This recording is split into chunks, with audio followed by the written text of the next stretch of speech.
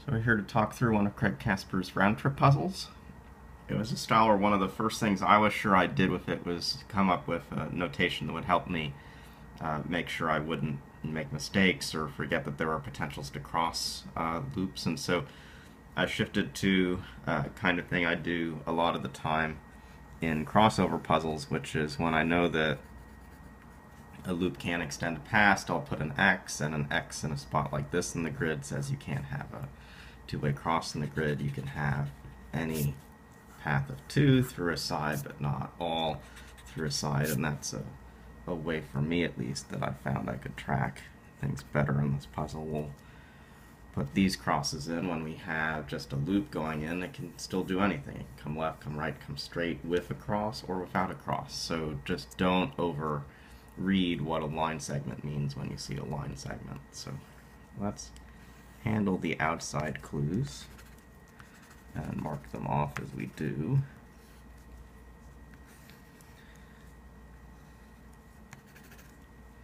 We have a 7 here, so that these added up to 10 is something I didn't describe before I started, but something you'll see early in the solve. The first segments of each of these are 5 long, so they do this. And so the initial setup of the puzzle is something like that.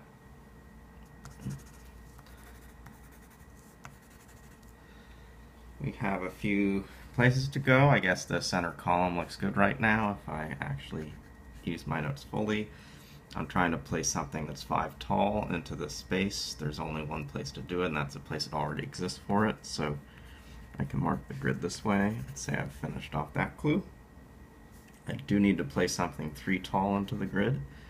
It will use these cells certainly, but I don't know any more yet for it. This puzzle has a lot of these long 7s, and particularly when the edges have already been spent. This has 8 cells left to use, so I can mark the middle 6 as necessarily straight. This could be 7 to the top or 7 to the bottom like this, but these must be marked.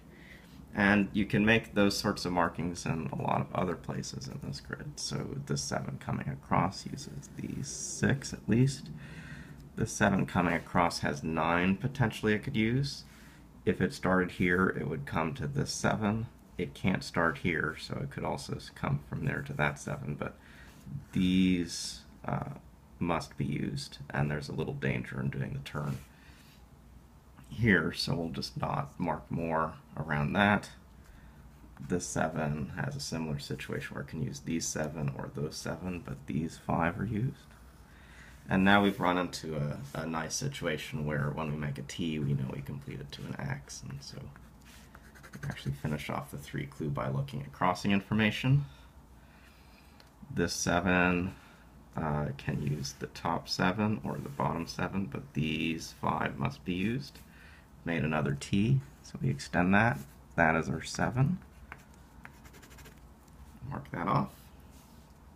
This 7 looks like it's trapped into a set of 8 cells, so it must use at least these middle 6. We can't say if this extends in turns or not, so that's the best we can do with this clue at the moment. And it looks like we have one more clue we could potentially put into the grid.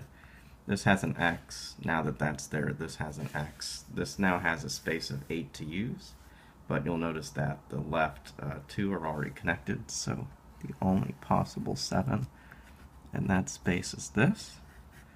That now cleanly gives us an extra link up here. We have 6 long. It's not going to become 8 long, so it is this, with those marked and those marked.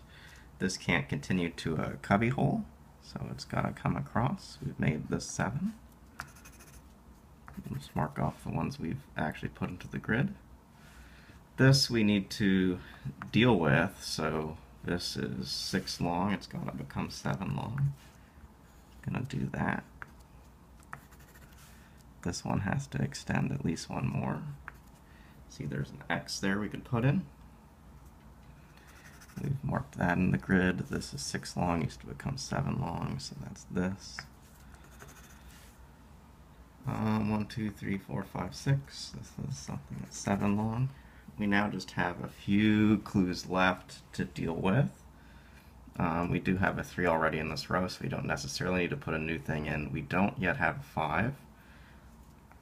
It's not in anything but this set of 6, so it must use at least these cells. This one can't go any other direction but another cross, so that's going to complete the 5.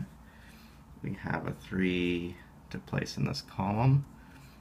This cell is now unusable, and one thing you could do in this puzzle, or in other puzzles of this style, it's actually useful to mark off the blank cells. We have 4 places it could go in.